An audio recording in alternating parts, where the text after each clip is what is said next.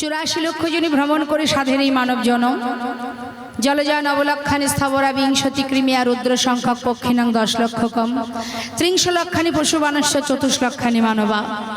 অনেক সাধনার পর তবেই সুন্দর মানব জন্ম আমরা পেয়েছি। কৃষ্ণ ভজন করো, নাম ছাড়া কলিজীবের নাহি আর ধর্ম, সর্বধর্ম সার নামে শাস্ত্র মর্ম। তুমি হরিনাম করো, আর কিছু করতে হবে না। নামাচার্য ছিল ঠাকুর হরিদাস, তিনি যদি সারাদিনে 3 লক্ষ নাম জপ করে নামাচার্য হতে পারেন, তাহলে আমি আপনি কেন পারবো না? ভজনে যদি সঠিক হয়, তুমি যদি সঠিকভাবে তাকে ভালোবাসতে পারো, ডাকতে পারো, সে তো তোমার ডাকে সাড়া দেবেই দেবে। ডাকার আগে হৃদয়টাকে পরিষ্কার করতে হবে। ভিতরে যদি হিংসা থাকে, কালিমা থাকে, অহংকার থাকে, অন্যের কিছু উন্নতি হলো আমার সহ্য হলো না, হিংসা হয়ে গেল। আর হিংসা যেখানে, সেখানে তো আর ভগবান থাকে না, থাকে? তার মহাপ্রমাণ, বড় প্রমাণ দিয়ে গেছে মহাভারতে, যে হিংসা ছিল কার মহাভারতে আর ছিল না কাদের, সেটা আপনারা জানেন। আজ বৈষ্ণব মহাজন বললেন, ধন্য কলিযুগ ধন্য, অবতীর্ণ আমার শ্রী চৈতন্য। এমনই দয়াল প্রেমময় আমার গৌর সুন্দর, নিজে যেচে জীবের দ্বারে দ্বারে হরিনাম দিয়েছে। ধরল গ্রহণ করো। কেন দিয়েছেন? আমরা প্রত্যেকটা মুহূর্ত যেমন সন্তানের ভালো কামনা করি, প্রত্যেকটা সময় যেমন ভগবান ঠিক তেমন আমাদের ভালো কামনা করেন তিনি। আমরা যেমন চিন্তা করি, সন্তান যদি ভুল করেও থাকে, আমরা যেমন ভাবি যে সন্তান ভুল করেছে, কিন্তু পিতা তো, মাতা পিতা তো সে অপরাধ গ্রহণ করে না, সদা সর্বদাই তাদের মঙ্গল কামনা করে। ঠিক তদ্রূপ মহাপ্রভু তিনি আমাদের মতো কলিজীবকে ধরায় পাঠিয়ে দিয়ে তারপরেও তিনি স্থির নেই। তিনি নিজে ভক্তরূপে এসেছেন জীবের দ্বারে দ্বারে হরিনাম দিতে। ওরে জীব, একবার ভুল করে হলেও যদি হরিনাম বলতে পারিস, জগায় মাধায় যে কিনা নিতাই চাঁদের কপালে কলসির কানা মেরেছিল, তথাপিও প্রভু বলেছিলেন, নিতাই চাঁদ মেরেছিস কলসির কানা, তাই বলে কি নাম দেব না? আহা, কেন বলেছিলেন কথাটা? জীব যত অপরাধে করুক না কেন, যদি একবার হরিবোল বলতে পারে, একবার ডাকতে পারে, একবার কৃষ্ণ নামে যত পাপ হরে, জীবের সাধ্য নেই জীব তত পাপ করে। একবার বলার মতো যদি একবার বলতে পারে, তার একটা প্রমাণ আপনাদের ছোট্ট করে একটু বলি। মা সারা জীবন অপরাধ করেও শেষ জীবনে গিয়ে একবার প্রভুকে ডেকেছিল, যার ডাকে বৈকুণ্ঠের নারায়ণের সিংহাসন টলে গিয়েছিল। যার, সেটা কে না? সেটা হচ্ছে একজন ব্রাহ্মণ, জাতিতে ব্রাহ্মণ, কিন্তু যার নাম ছিল অজামিল।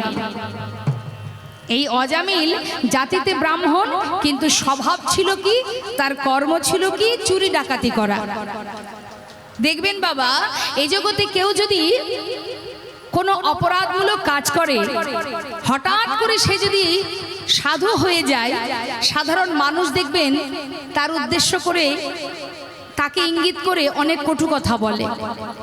দেখ দেখ, সারা জীবন অন্যায় করেছে, পাপ করেছে, কত অপরাধ করেছে, চুরি করেছে, ডাকাতি করেছে, এখন শেষ জীবনে ভগবানের নাম করছে, এতে কি আর ভগবান ওকে কৃপা করবে? জীবনেও করবে না। এটা আমরা বলি না? কোনোদিনই আর ভালো হবে না। জীবনে এত পাপ যে করেছে, তার আবার মঙ্গল হবে কি করে? হরি বল। কিন্তু মা, অজামিল সারা জীবন অপরাধ করে গেল, সেই অজামিল যদি ভগবানের চরণ পায়, বৈকুণ্ঠে পৌঁছে যায়, তাহলে তুমি কেন পারবে না? যে মুহূর্ত থেকে জীব হরিকে স্মরণ করে, কথাটা ভালো করে শুনবেন, যেদিন যে মুহূর্ত থেকে জীব হরিকে স্মরণ করে, তার আগের, তার পূর্বের যত অপরাধী থাকুক না কেন, নিমেষেই সব কিছু ধুয়ে মুছে পরিষ্কার হয়ে যায়। তার প্রমাণ হচ্ছে এই অজামিল। অজামিল ডাকাতি করে জীবন যাপন করত। লোমশ মুনি বলে একজন মুনি ছিল বাবা। এই লোমশ মুনির হয়েছিল শারীরিক ব্যাধি। তা সেই ব্যাধি কি করে সারাবে? দেবর্ষি নারদ একদিন এসে বললেন, মুনিবর, আপনার রোগ ভালো হওয়ার একটা উপায় আছে। সেটা হচ্ছে, যদি কোনো ব্যক্তি যে জাতিতে উঁচু জাতি, স্বভাব হবে তার নিচু প্রকৃতির, এমন কোনো ব্যক্তির ঘর থেকে যদি আপনি তণ্ডুল মানে চাল ভিক্ষা করে সেটাকে সেবা করতে পারেন রন্ধন করে, আপনার এই দুরারোগ্য ব্যাধি ভালো হয়ে যাবে। লোমশ মুনি খুঁজতে শুরু করলেন বাবা, যে জাতিতে উঁচু জাতি, স্বভাব নিচু জাতি, এমন ব্যক্তি কোথায় পাবো? খুঁজতে খুঁজতে হঠাৎ ওই অজামিলের বাড়িতে গেলেন। অজামিলের বাড়িতে যাওয়ার পর অজামিলের স্ত্রী তার ছোট্ট একটি সদ্যজাত পুত্র সন্তান কোলের মধ্যে করে নিয়ে সে ওই মুনিবরকে দেখে তাকে ভিক্ষা দিতে এসেছে।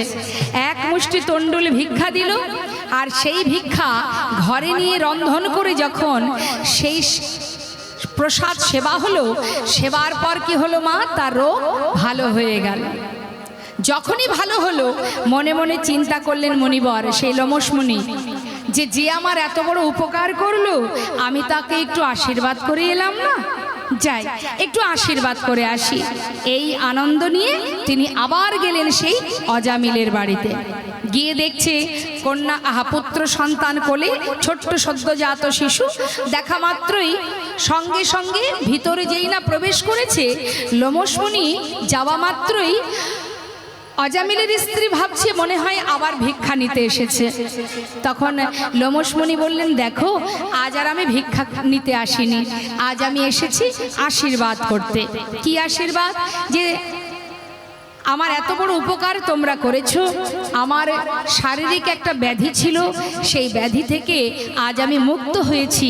তোমরা যে ভিক্ষা আমাকে দিয়েছো সেই তণ্ডুল রন্ধন করে সেবা করে আজ আমি সুস্থ, তাই খুশি হয়ে আমি তোমাদেরকে আশীর্বাদ করতে এলাম। কি আশীর্বাদ? না তোমার কোলে যে ছোট্ট সন্তান আছে, এই সন্তানের নাম দিয়ে গেলাম নারায়ণ। হরি বল। যেই না নাম দিল নারায়ণ, কিন্তু তার আগের সন্তান যারা, তাদের নাম 1 কড়ি 2 কড়ি 3 কড়ি, আর সব থেকে ছোট যে যার নাম নারায়ণ। অজামিল সারা জীবন চুরি ডাকাতি করে করে দিনের শেষে সবাইকে নিয়ে দিন কাটাতো সুখে স্বাচ্ছন্দ্যে। দেখতে দেখতে তার অন্তিম সময় এলো মা। দেখতে দেখতে জীবনের সন্ধ্যা ঘনিয়ে এলো, এবার তিনি শয্যাশায়ী হয়ে গেলেন। যখন শয্যাশায়ী হলেন, শয্যায় শুয়ে আছে মা। শয্যায় শুয়ে অন্তিম মুহূর্ত, হঠাৎ দেখছে যমদূত এসেছে তাকে নিয়ে যাবে বলে। যমদূতকে দেখে চিৎকার করে নিজের পুত্রকে ডাকছে, নারায়ণ নারায়ণ নারায়ণ, কাছে আয় বাবা, একবার আমার কাছে আয়, আমার যে ভয় করছে, নারায়ণ তুই কাছে আয়। কাকে ডাকছে? নিজের পুত্র নারায়ণকে। আর বৈকুণ্ঠের নারায়ণের সিংহাসন টলে গেছে। বৈকুণ্ঠের নারায়ণ সঙ্গে সঙ্গে দূত পাঠিয়ে দিয়েছে অজামিলকে নিয়ে যাওয়ার জন্য। তাই তো শাস্ত্রে বলছে, একবার কৃষ্ণ নামে যত পাপ হরে, যদি ডাকার মতো একবার ডাকতে পারে তার সমস্ত পাপ দূর হয়ে যায়। যখন বিষ্ণুদূত এসেছে অজামিলকে নিয়ে যাওয়ার জন্য, তখন বিষ্ণুদূত দেখছে কি যমদূত দাঁড়িয়ে আছে। জিজ্ঞাসা করলো, তোমরা কেন এসেছো? ওকে নিয়ে যাব না, তোমরা তোকে নিয়ে যেতে পারবে না, কারণ ওকে আমরা নিতে এসেছি। সারা জীবন যে অপরাধ করলো, যার জায়গা জমালয়ে, তাকে কেন বিষ্ণুলোক থেকে দূত এসেছে? অবাক হয়ে যমদূত তাকিয়ে আছে। বলছে, শোনো, ওর জীবনের যত পাপ সব দূরীভূত হয়ে গেছে, ওর এক ডাকে বৈকুণ্ঠের নারায়ণের সিংহাসন টলে গেছে। বলছে, ও তো বৈকুণ্ঠের নারায়ণকে ডাকেনি, ও তো ডেকেছে নিজের সন্তানকে, যার নাম নারায়ণ। কাকে ডেকেছে? তার ছেলেকে ডেকেছে, ছেলের নাম নারায়ণ, ওই নাম ধরে ডেকেছে। ও তো সেই বৈকুণ্ঠের নারায়ণকে ডাকেনি।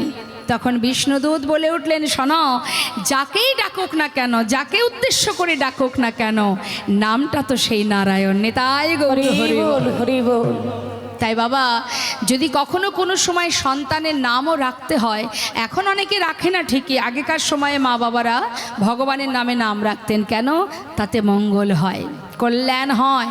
জীবনে যদি হাজারো কোনো অপরাধ আমরা করে থাকি, সন্তানের নাম ধরে যদি ডাকি, একবার যদি ডাকতে পারি, আমার জীবনের হাজার অপরাধ দূরীভূত হবে। কারণ শাস্ত্রে বললেন, নামের এমনই মহিমা, যেভাবেই তুমি নাম বলো না কেন, কাউকে ইঙ্গিত করে হোক, কাউকে ইশারা করে হোক, কাউকে ব্যঙ্গ করে হোক, ঠাট্টা করে হোক, মুখে উচ্চারণ করলেই তার ফল পাওয়া যায়। শাস্ত্রে বলছেন, হেলায় বা শ্রদ্ধায় যেবা নাম লয়, ক্রমে ক্রমে কৃষ্ণ ভক্তির হয় উপচয়।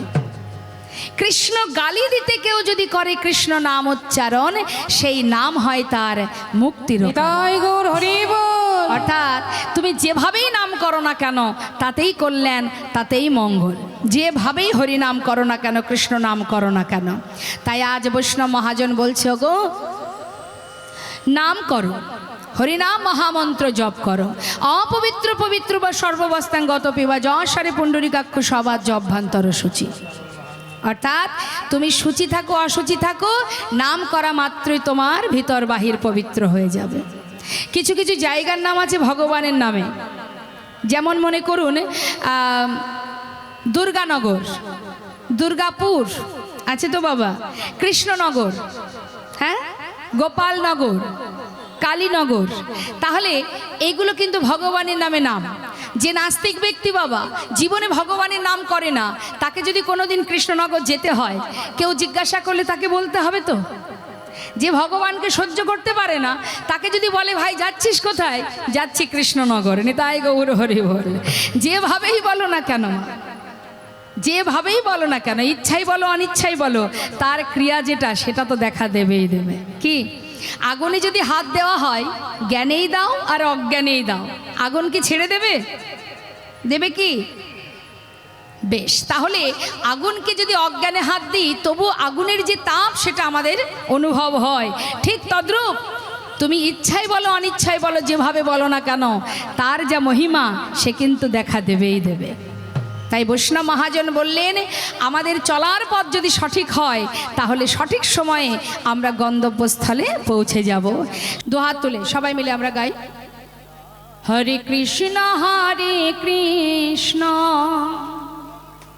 কৃষ্ণ কৃষ্ণ হরে হরে, হরে রাম রাম রাম হরে হরে, হরে কৃষ্ণ কৃষ্ণ কৃষ্ণ কৃষ্ণ হরে হরে, হরে রাম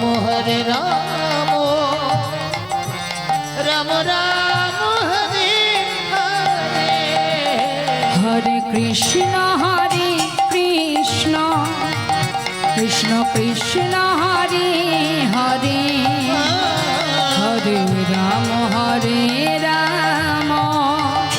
রাম রাম হরে হরে, হরে কৃষ্ণ কৃষ্ণ কৃষ্ণ কৃষ্ণ হরে হরে,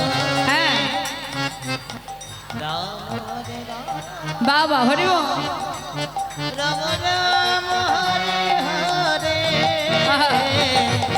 হরে কৃষ্ণ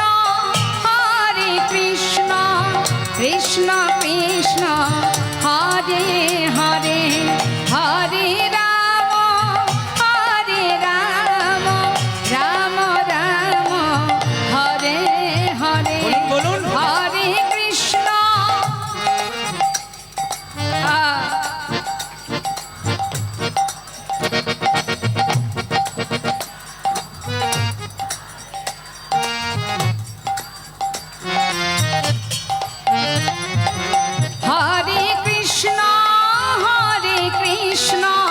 কৃষ্ণ কৃষ্ণ হরে হরে, হরে রাম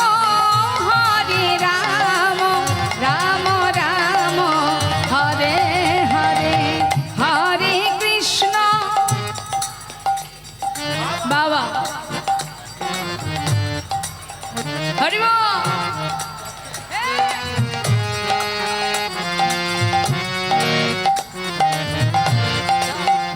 হরে কৃষ্ণ কৃষ্ণ কৃষ্ণ কৃষ্ণ হরে হরে, হরে রাম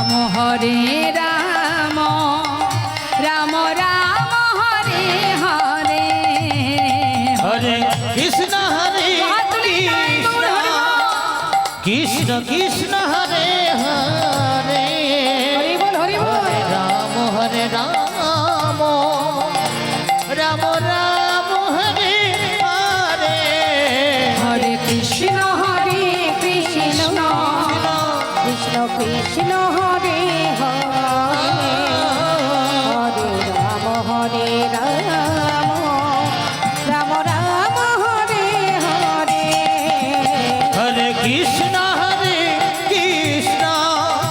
কৃষ্ণ কৃষ্ণ হরে হরে হরে রাম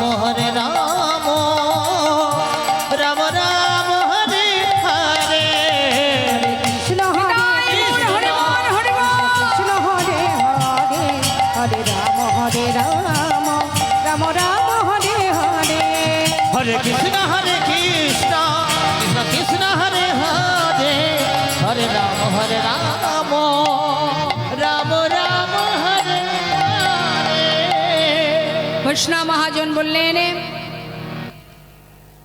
অসাধনে চিন্তামণি বিধি মিলাওলো আনি আমার গোরা বড় দয়ালু ঠাকুর। যে ধন কোনো যুগে কোনো কালে ছিল না, সেই ধন আমার করুণাময় ভগবান নিয়ে এলেন জীবের দ্বারে দ্বারে।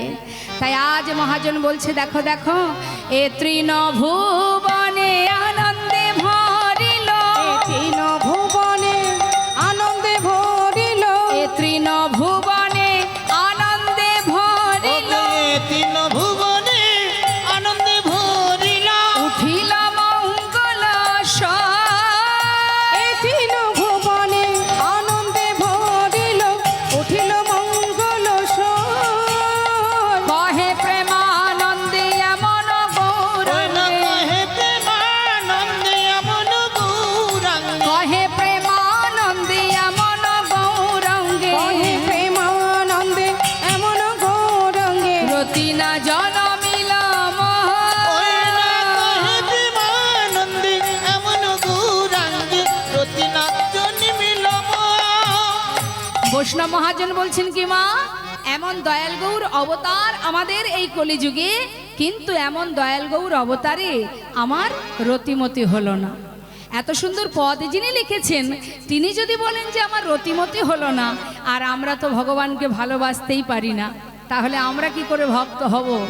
এত সুন্দর পদ পদাবলী লিখে সেই মহাজনের কতটা দীনতা প্রকাশ করে বলছেন, আমার রতিমতি হলো না, আমার রতিমতি হলো না আমার রতিমতি হলো না না না। না না রতিমতি হলো না গো এমন দয়াল গৌর অবতারে রতিমতি হলো না। এমন দয়াল গৌর অবতারে কত পাপী তাপী তরে গেল, এমন দয়াল গৌর কত অবতারে পাপি তাপি করে গেল দয়াল গৌর অবতারে রতিমতি হলো না।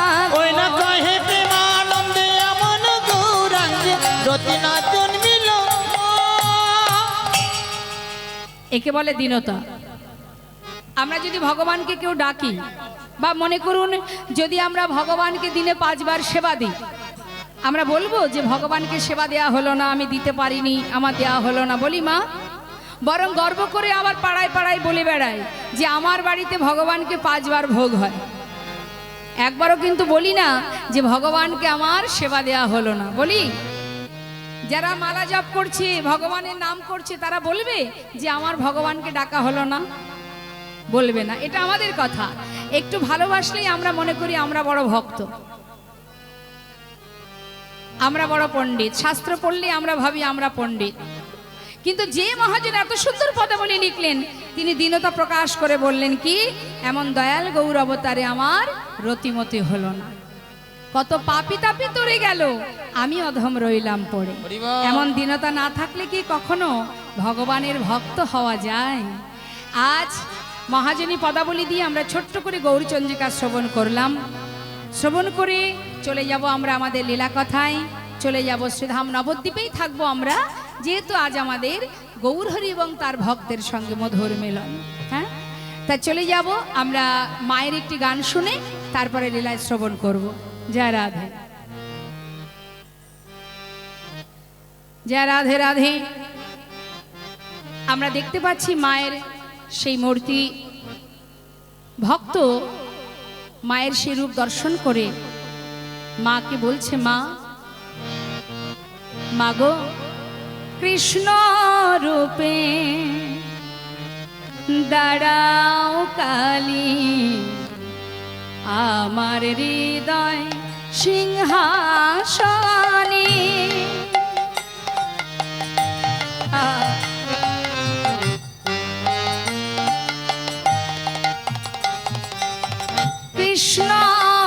রূপে দাঁড়াও কালী আমার হৃদয় সিংহাসনে ত্রিভঙ্গ রূপ দেখব মাগো ত্রিভঙ্গ রূপ দেখব মাগো সাধ হয়েছে মনে মনে কৃষ্ণ রূপে দাঁড়াও কালী আমার হৃদয় সিংহাসনে কৃষ্ণ রূপে দাঁড়াও কালী আমার হৃদয় সিংহাসনে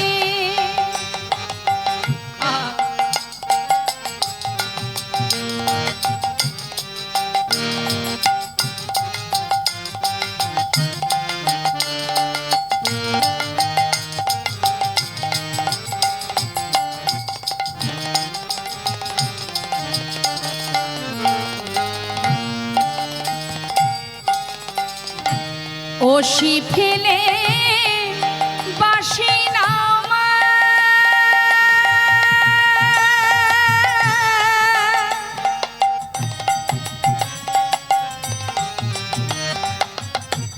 ওশি ফেলে বাসি নানা মুন্ডমালা ফেলে দাও মা বাঁকা হয়ে দাঁড়াও দেখি বাঁকা হয়ে দাঁড়াও দেখি দাঁড়াও শিরাধিকাসনে কৃষ্ণ রূপে দাঁড়াও কালী আমার হৃদয় সিংহাসনে কৃষ্ণ রূপে দাঁড়াও কালী আমার হৃদয় সিংহাসনে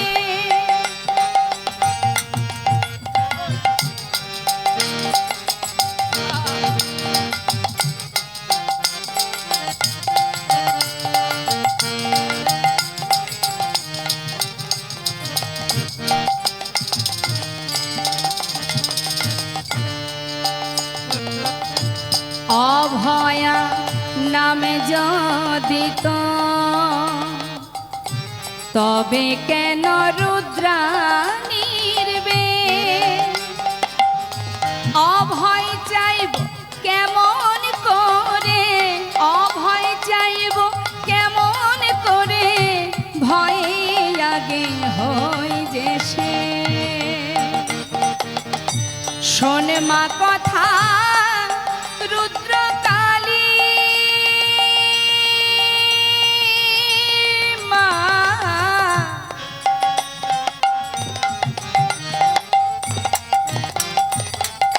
শোনে মা কথা রুদ্রকালী দাঁড়াও এবার বনমালী শোনে মা কথা রুদ্রকালী সাজ মা এবার বনমালী কেমন মানা দেখব তোকে কেমন মানা দেখব তোকে দেখব আমার দুই নয়নে কৃষ্ণ রূপে দাঁড়াও কালী আমার হৃদয় সিংহাসনে ত্রিভঙ্গ রূপে দেখব মাগো ত্রিভঙ্গ রূপ দেখব মাগো সাধ হয়েছে মনে মনে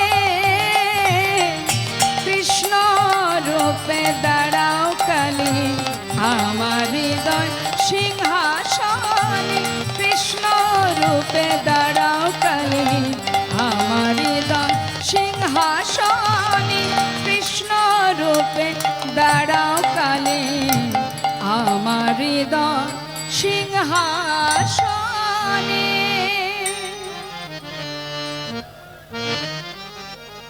ভগবান কৃষ্ণচন্দ্র কালী মূর্তি ধারণ করেছিলেন তাই ভক্ত বলছে মা একবার এই রূপ ছেড়ে একবার ত্রিভঙ্গ রূপ দেখাও দেখি তোকে কেমন মানায় হরি বল হরি বল শুনলাম আমরা মায়ের সুন্দর একটি ভজন চলে যাবো এবার লীলা কথায় শ্রীধাম নবদ্বীপ ধামে সবাই আমরা আছি এখন নবদ্বীপের মাঝে একবার নিতাই গৌরের জয়ধ্বনি করবো নিতাই গৌর হরি বল হরি বল তুলসীধাম নবদ্বীপের মাঝে নদিয়ার চাঁদ আমার গৌর সুন্দর আজ শচীগর্ভ সিন্ধু মাঝে উদয় হবার পর তিনি বাল্যলীলা সমাপ্ত করে বিদ্যাভাসে দিগ্বিজয়ী পণ্ডিত হন। তার পিতা জগন্নাথ মিশ্র যখন ইহলোক ছেড়ে পরলোক গমন করেন, তখন প্রভু আমার গয়াতে গিয়ে বিষ্ণুপাদ পদ্মে পিতার জন্য পিণ্ড দান করেন। তারপর আবার নবদ্বীপে ফিরে এসে কলিজীবের শ্রেষ্ঠ ধন মধুমাকা হরিনাম জীবের দ্বারে দ্বারে দিতে শুরু করেন। এক সময় তিনি ধর্মপ্রচারের তরে অনেক আঘাত, অনেক যন্ত্রণা, নবদ্বীপের মাঝে মস্ত বড় বড় ব্রাহ্মণ পণ্ডিতের দল, যারা কিনা নিমায়ের এই হরিনাম বন্ধ করার জন্য অনেক জল্পনা কল্পনা করেছিল, কিন্তু সব কিছুকে উপেক্ষা করে, তুচ্ছ করে গৌরহরি আমার নামকে সম্বল করে সমাজে হরিনাম প্রচারের জন্য তিনি এক সময় নবদ্বীপ ছেড়ে সন্ন্যাস ধর্ম গ্রহণ করে তিনি যাত্রা করেছিলেন বৃন্দাবনের পথে। যখন তিনি বৃন্দাবনের পথে যাত্রা করেন, সেই সময় মা সচিমা গঙ্গার জলে নিজের প্রাণ বিসর্জন করতে যান। নিত্যানন্দ প্রভু বলেছিলেন, মা তুমি নিজেকে বিসর্জন করো না, নিমাইকে আমি তোমার কাছে আবার ধরে নিয়ে আসব।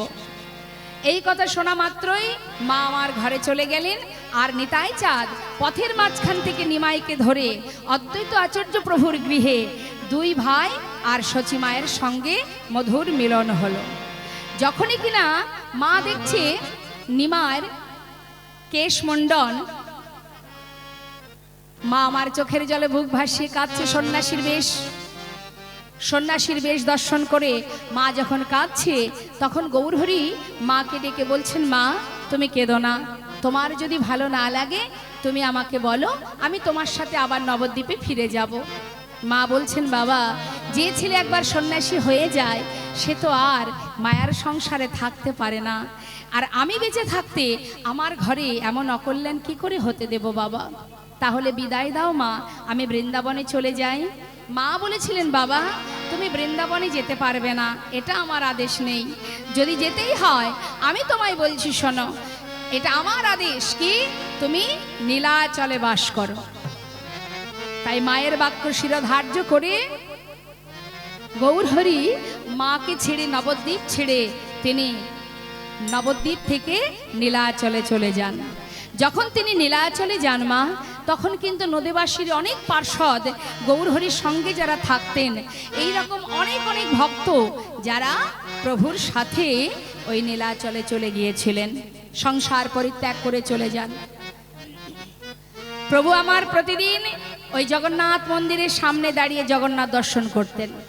অতি প্রাতকাল জগন্নাথ মন্দিরের সামনে একটি স্তম্ভ আছে, গরু স্তম্ভ, সে স্তম্ভটাকে জড়িয়ে ধরলে জগন্নাথকে দেখা যায়। তাই গৌরহরি সেই জগন্নাথকে দর্শন করতেন প্রতি প্রাত সময়, মানে প্রভাতকালে জগন্নাথ দর্শন করেন, আর অগণিত ভক্তদের সাথে করে নিয়ে ওই নীলাচলে জগন্নাথ মন্দিরের সামনে হরিনামে মত্ত থাকেন। আজ ভক্তগণকে বলছে, ভক্ত জগন্নাথ দর্শন হয়েছে? হ্যাঁ দয়াময়। তাহলে এবার আমার সঙ্গে সবাই বলো, কি বলবো দয়াময়? প্রভাত সময় হলো, কৃষ্ণ কৃষ্ণ বলো, প্রভাত সময় হলো, কৃষ্ণ কৃষ্ণ বলো, কৃষ্ণ ভজ কৃষ্ণ চিন্ত, কৃষ্ণ নাম করসান, নাম বিনা কলি জীবে গতি নাহিয়া। কৃষ্ণ ভজ কৃষ্ণ চিন্ত, কৃষ্ণ নাম করসার, নাম বিনা কলি জীবের গতি রাহিয়া। অগ যেই না সেই কৃষ্ণ ভজনিষ্ঠা করি, নামের সহিতে আছে আপনি শ্রীহরি।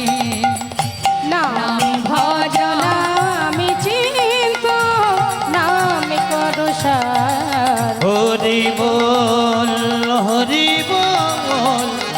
হরি বল হরি বল হরি বল।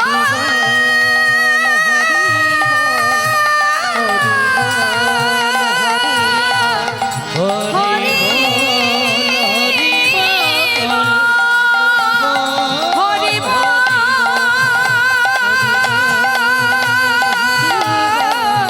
হরি বল। হরি বল। হরি বল। হরি বল।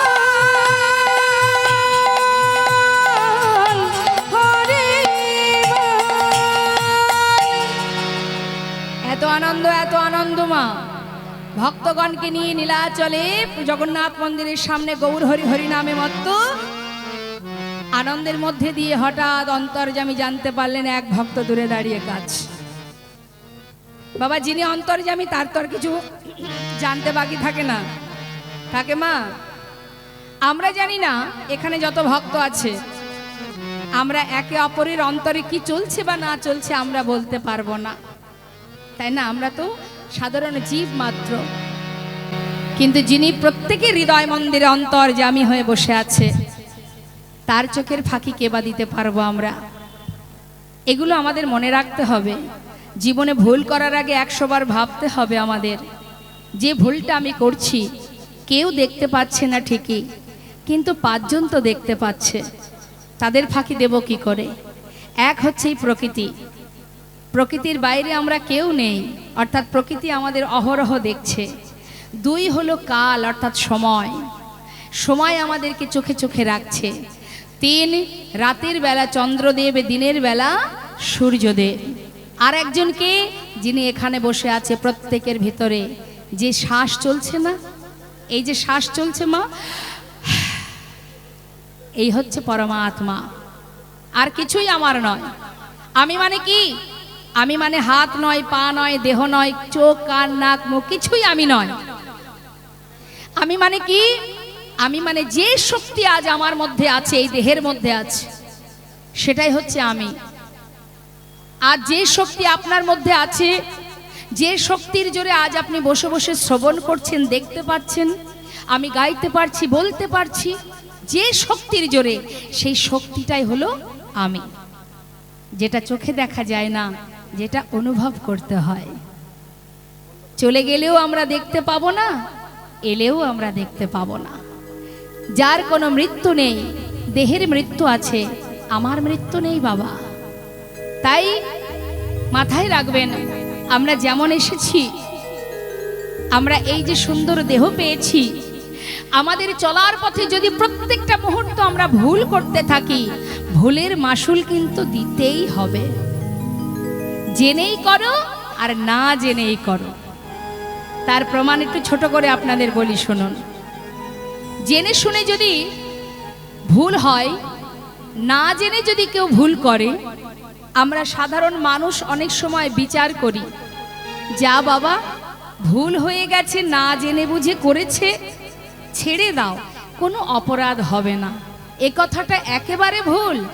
জেনে শুনে করলেও ভুল, না জেনে করলেও ভুল। ভুল তো ভুলই হয়, সেটা জেনেই করো আর না জেনে করো। হরি বল, হরি বল।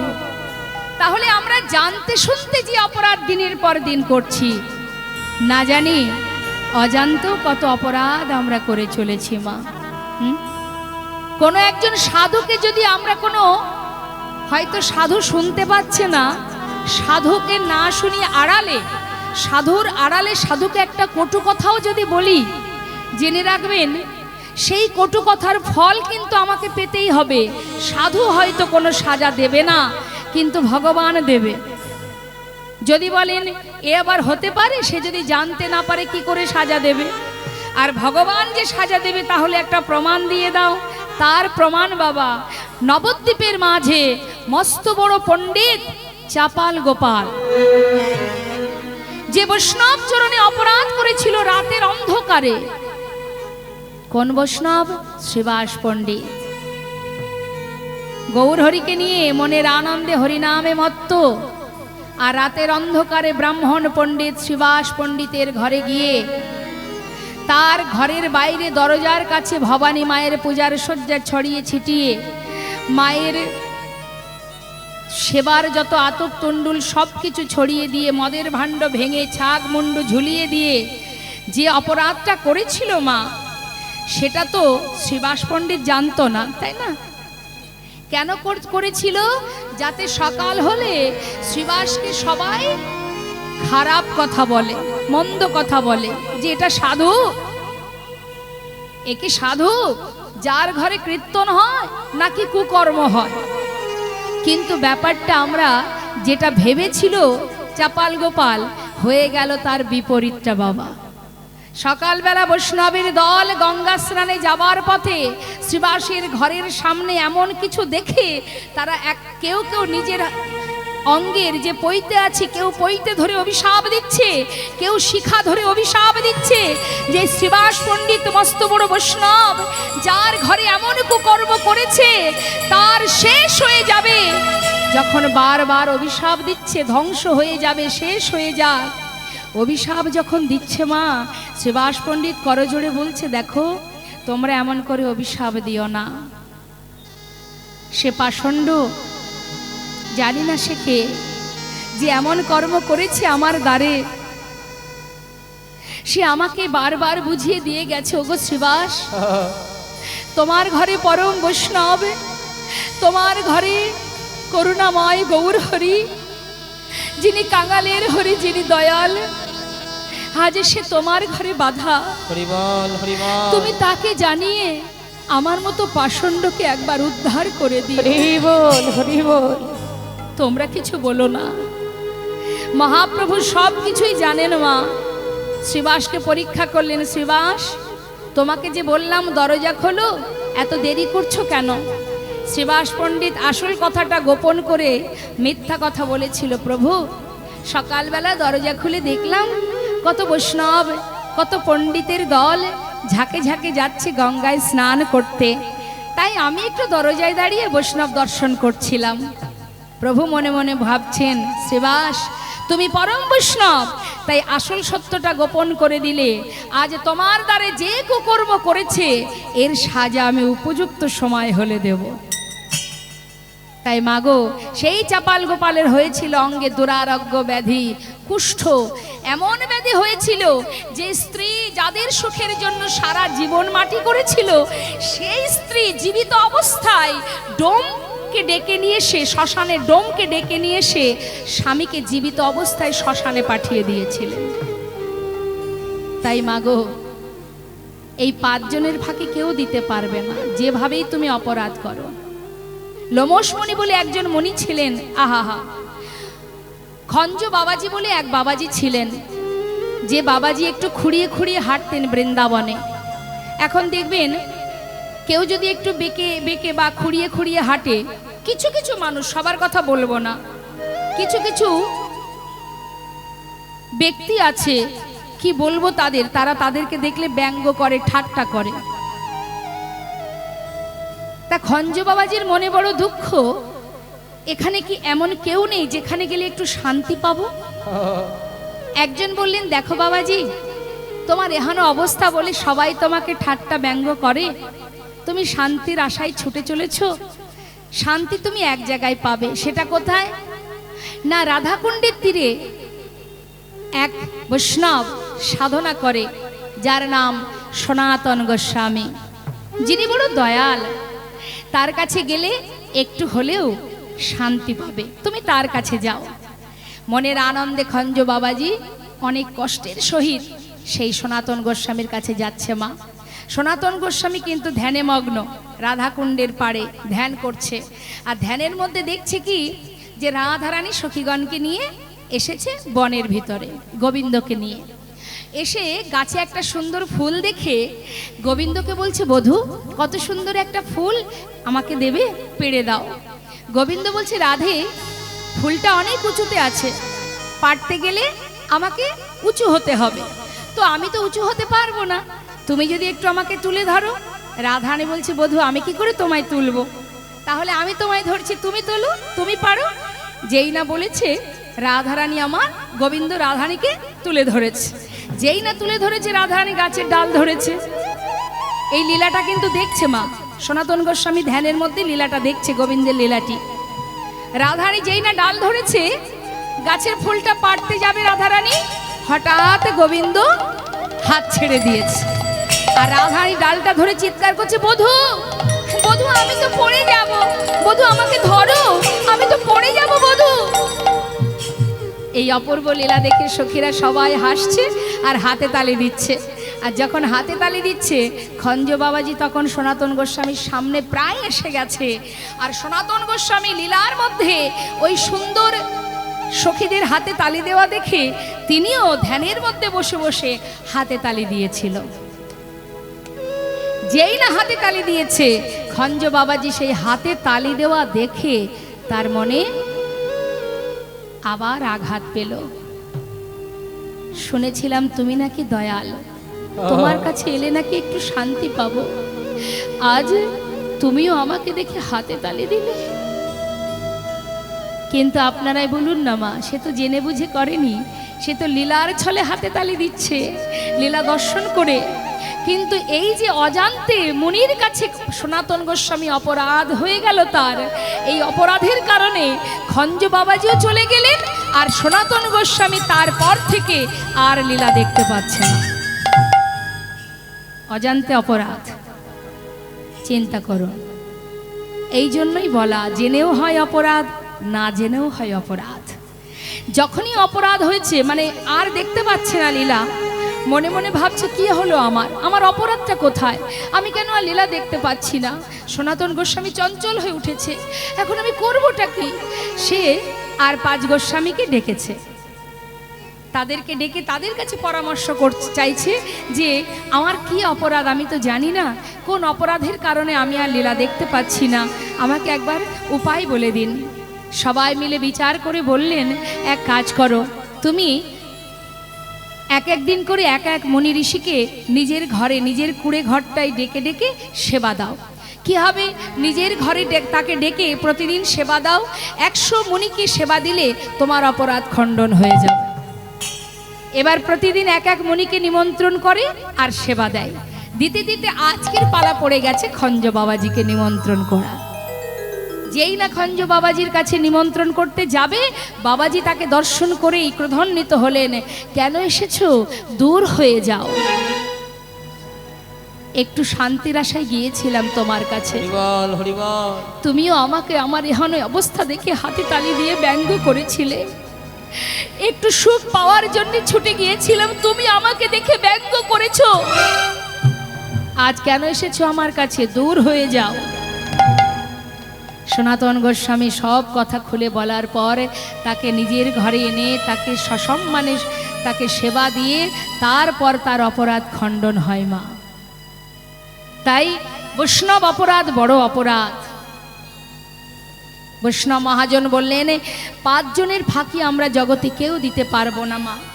তাই অপরাধ যদি করতে হয়, যদি আমরা অপরাধ করে থাকি যে কোনো পরিস্থিতির কারণে, যেভাবেই করি না কেন, ভাবছি ও তো দেখতে পাচ্ছে না। যেমন আগেই আপনাকে বললাম যে মায়ের মুন্ড ছেদন করেছিল, ভাবছে রাত্রের অন্ধকারে করছি, কেউ তো দেখতে পাচ্ছে না, হরি বল। কিন্তু এর ফল যে কি হতে পারে ভালো মতোই আপনারা জানেন। কখন না জানি মা যেমন অসুরকে বধ করে তার মুন্ডের মালা পরিধান করেছিলেন, কে জানে কখন কিভাবে ভগবান কিভাবে কাকে শাস্তি দেয়। তাই কোনো কিছু করার আগে হাজার হাজার বার ভাবতে হয়, ঠিক না ভুল করছি, সাজা তোমায় পেতে হবে। আজ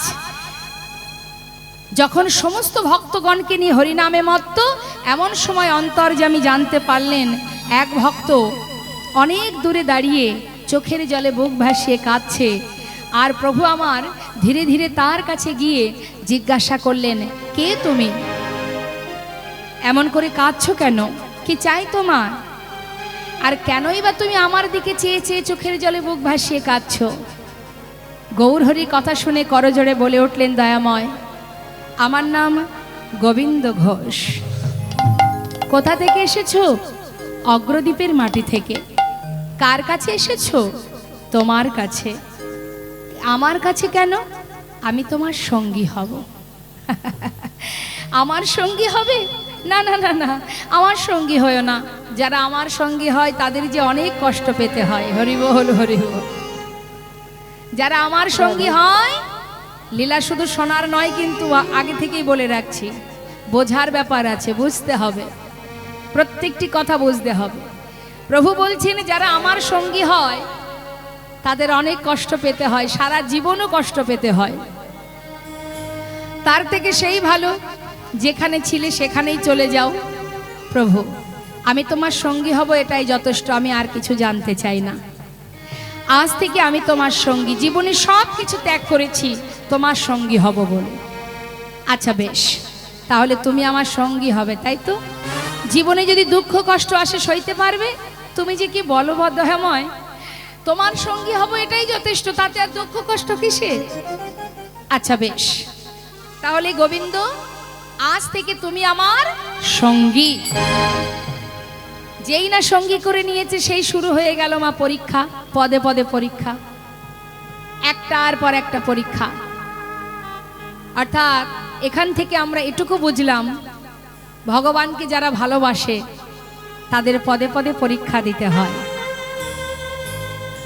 পদে পদে পরীক্ষা। তাই আমাদের জীবনে যদি কষ্ট আসে, দুঃখ আসে, অনেক সময় আমাদের পদস্খলন হয়ে যায়, ভগবানকে আমরা আর ভালোবাসি না। অনেকেই আছে ভগবানকে ভালোবাসতে বাসতে হঠাৎ যদি কষ্ট পায়, সেদিন থেকে ভগবানের মুখ দেখাও ছেড়ে দেয়। কষ্ট দিল কেন? আমি নিজে না খেয়ে তার সেবা দিই, কেউ বাড়ির কেউ তাকে সেবা দেয় না, আমি দিই। আমি তাকে এত ভালোবাসি, আমি তার জন্য এত ভাবি, সে কেন আমায় কষ্ট দিল? বলি না আমরা? হরি বল। কিন্তু ভগবান তো তাকেই কষ্ট দেন যাকে তিনি নিজের করে ভালোবাসেন। কেন কষ্ট দেন?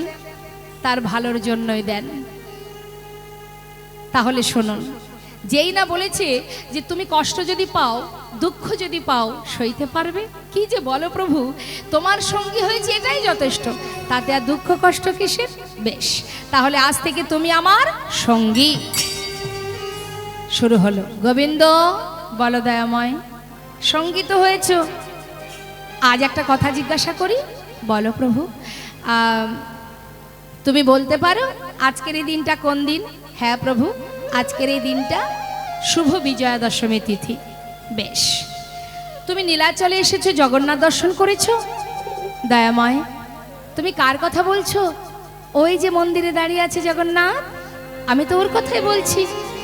হে প্রভু, তুমি যার কথা বলছো আমি তাকে দেখেছি, কিন্তু সে তো অচল জগন্নাথ, কিন্তু আজ আমি সচল জগন্নাথ দর্শন করছি। সচল জগন্নাথ? আরে ও গোবিন্দ, এখানে আবার সচল জগন্নাথ কোথায় দেখলে? শুনবে তুমি?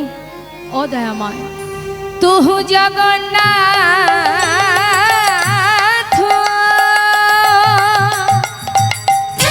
হরি বল। একটু রিভাব রাখুন। ও গো দয়া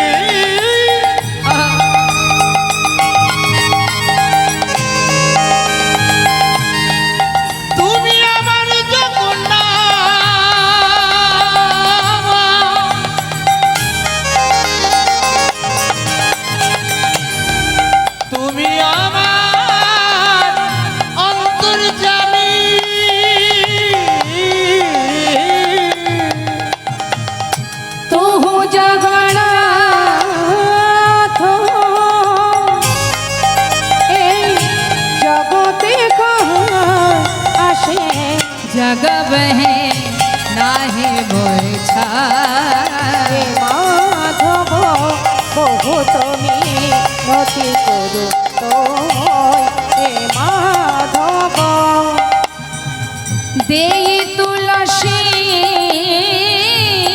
তিলক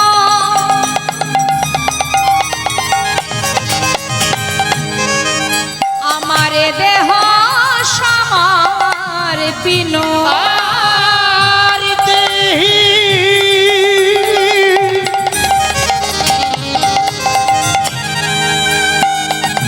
তুলসী তিলা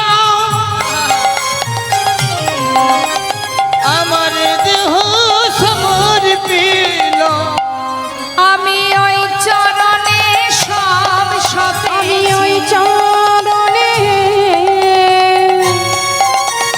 সবে সপেছি আমা বলিতে কিছু রাখি নাই গো আমি ওই চরণে সব ওই সপেছি নাম বলতে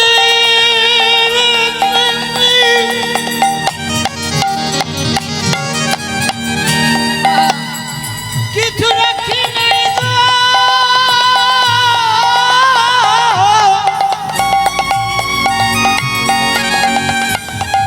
তোমার ওই চরণে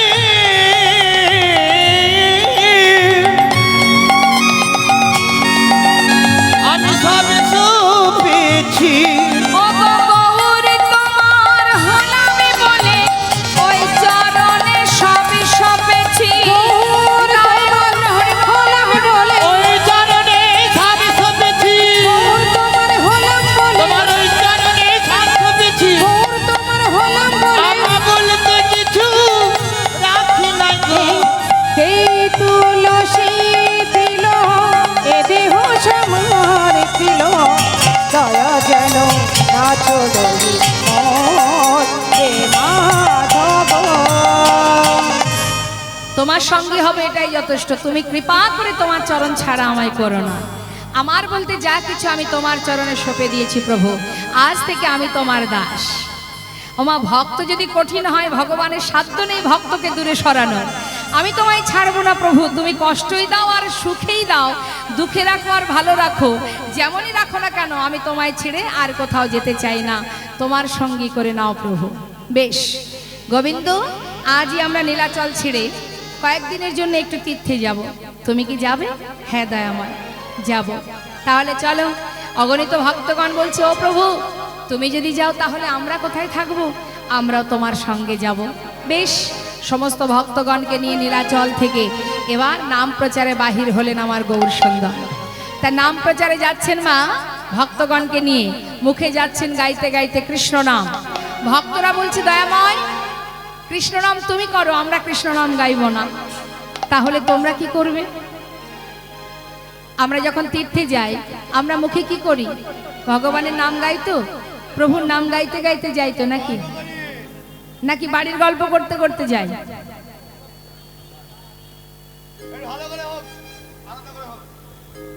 তাহলে যাচ্ছে যখন গৌর হরি মুখে বলছে কৃষ্ণ নাম আর ভক্তরা বলছে আমরা কৃষ্ণ নাম গাইবো না আমরা গাইবো তবে কৃষ্ণ নাম গাইবো না ওটা তুমি করো আমরা গাইবো কি গাইবো একসঙ্গে গাইবো সবাই মিলে আমাদের ভগবানকে গৌর হরি আমরা তো গৌর নাম গাইবো তাই না দেখি তুলুন সবাই হাতে জোরে জোরে তালি দেবেন কেমন তালে তালে গাইবো গৌর হরি বল গৌর হরি বল গৌর হরি বল বলো গৌর হরি বল গৌর হরি বল গৌর হরি বল গৌর হরি বল বলো গৌর হরি বল একবার গৌর হরি বল হরি হরি বল গৌর হরি বল হরি হরি একবার গৌর হরি বল হরি হরি বল গৌর হরি বল হরি হরি একবার গৌর হরি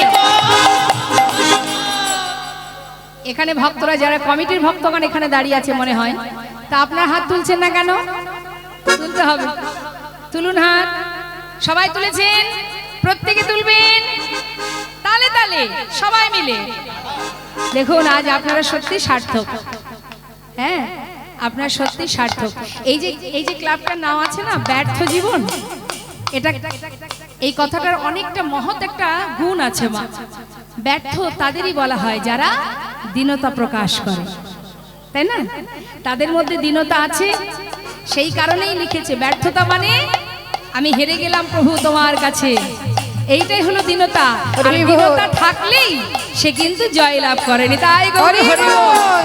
গৌর হরি বল বল